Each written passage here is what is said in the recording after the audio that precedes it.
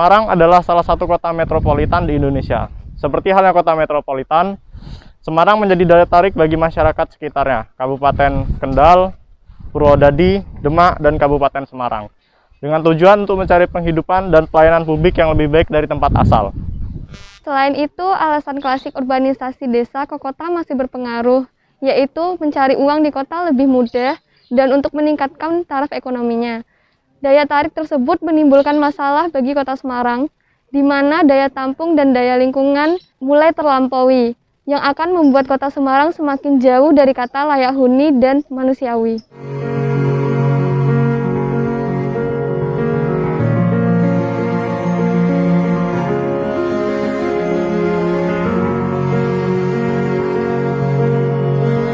Yang artinya kota Semarang harus bisa mewadahi aktivitas masyarakatnya secara manusiawi dan juga secara seimbang antara kegiatan ekonomi, wilayah, sosial budaya, lingkungan, teknologi, dan juga politik. Biasanya permasalahan-permasalahan yang kerap terjadi di lingkungan masyarakat perkotaan yaitu permasalahan kampung kumuh, permasalahan sampah, permasalahan banjir, dan lain-lain.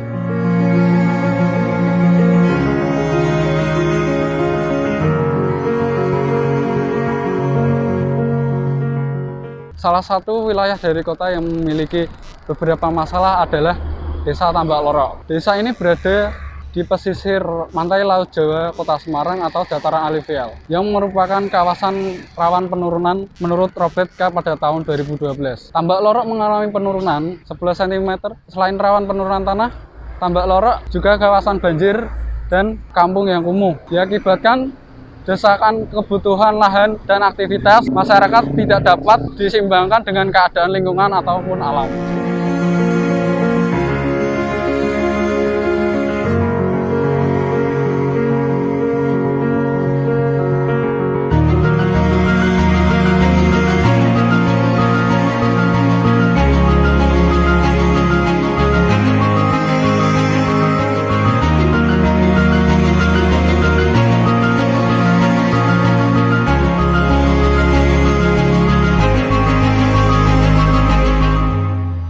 Assalamualaikum warahmatullahi wabarakatuh. Sebelumnya perkenalkan kami dari kelompok 1 tugas wawancara matkul proses perencanaan dengan mengangkat tema Kampung Kumuh di Tambak Lorok, Semarang. Dengan itu perkenalkan saya Alfi Bagus, NIM C511190044. Perkenalkan, saya Yahya Kurnia Saputra, NIM C511190003. Saya Kevin Aziz Amanullah Ibrahim, NIM C511190011.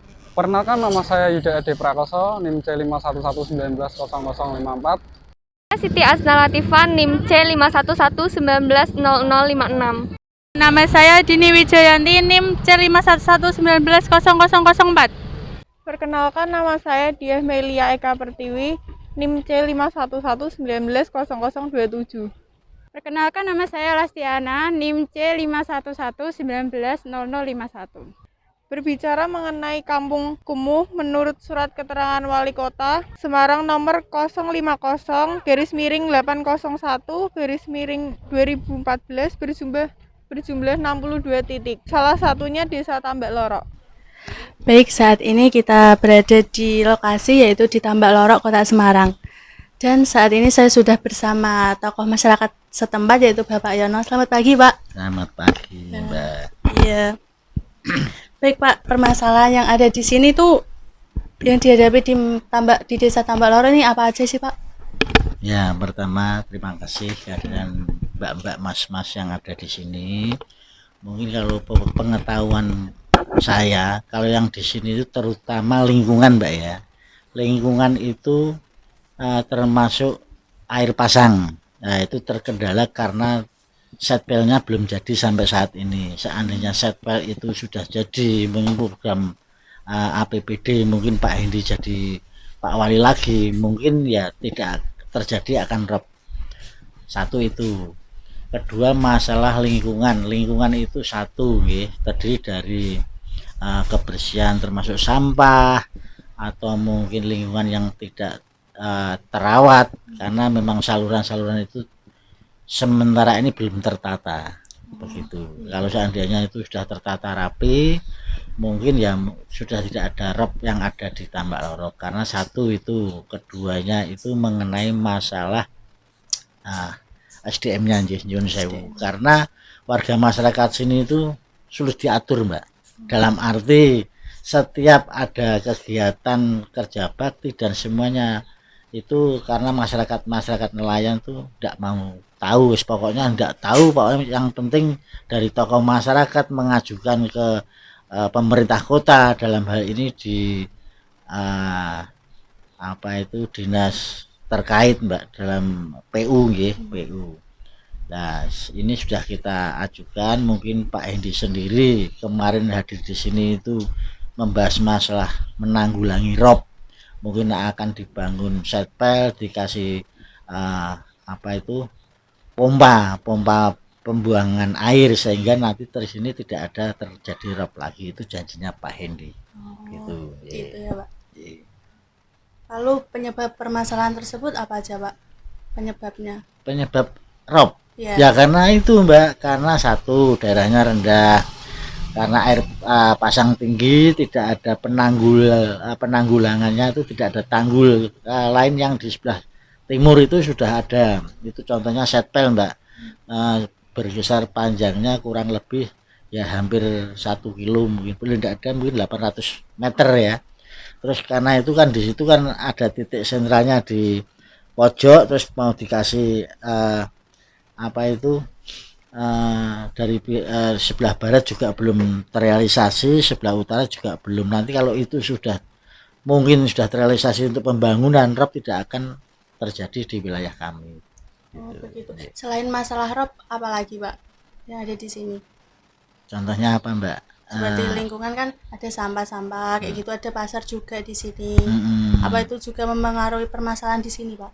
Oh, kalau masalah sampah itu mungkin lingkungan ya, dalam hal ini ada pasar, ada lingkungan beberapa wilayah. Jadi kebetulan ada beberapa RW 12 hingga RW 16 itu sampah sekarang sudah digalakkan dari pihak pemerintah kota Mbak, dikasih bak sampah yang sifatnya tempat penampungan sementara.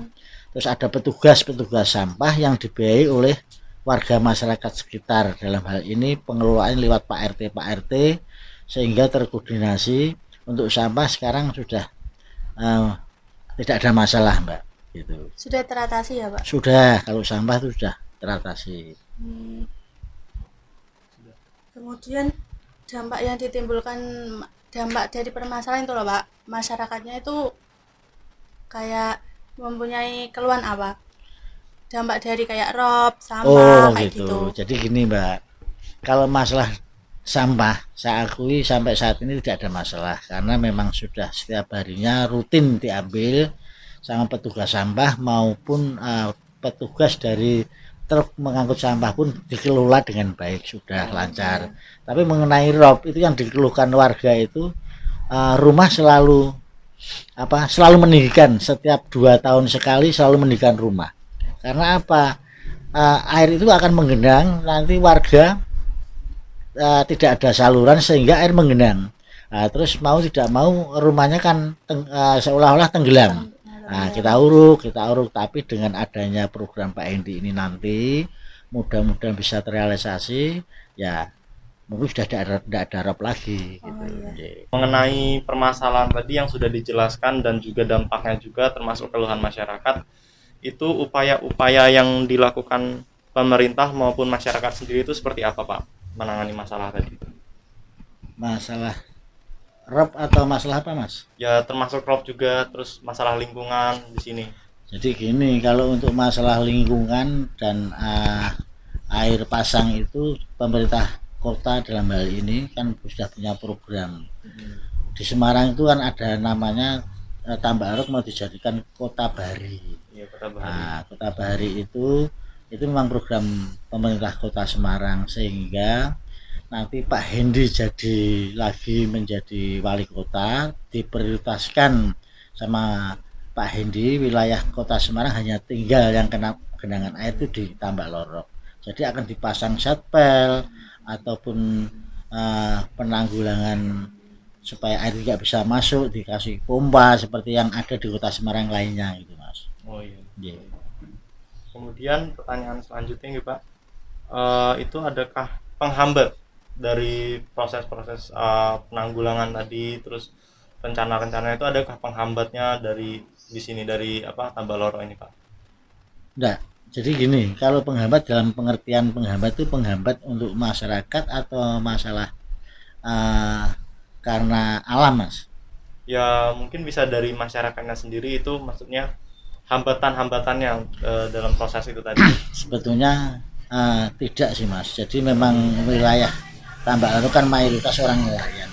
Jadi dia mengharapkan supaya ini bisa terrealisasi, mengharapkan Pak Hendi jadi lagi sehingga bisa terrealisasi untuk penanggulangan rop dengan cara tadi diberi satpel, dikasih pompa pembuang air, sehingga rumah yang ditempati penduduk mayoritas di wilayah kami itu tidak akan tergenang air lagi. Jadi memang itu sangat dibutuhkan sekali dengan keberadaan itu terrealisasi adanya satpel.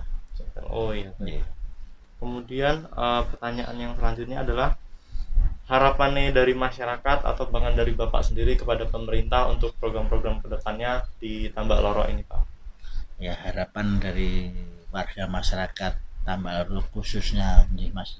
Jadi itu memang menghendaki supaya Semarang menjadi kota bahari itu bisa terwujud dan terrealisasi, sehingga para wisata-wisata lokal maupun wisata-wisata yang dari luar kota bisa singgah di sini untuk memajukan taraf hidup warga nelayan. Contohnya ada salah satu beberapa ibu-ibu yang mempunyai kumpulan di sini seperti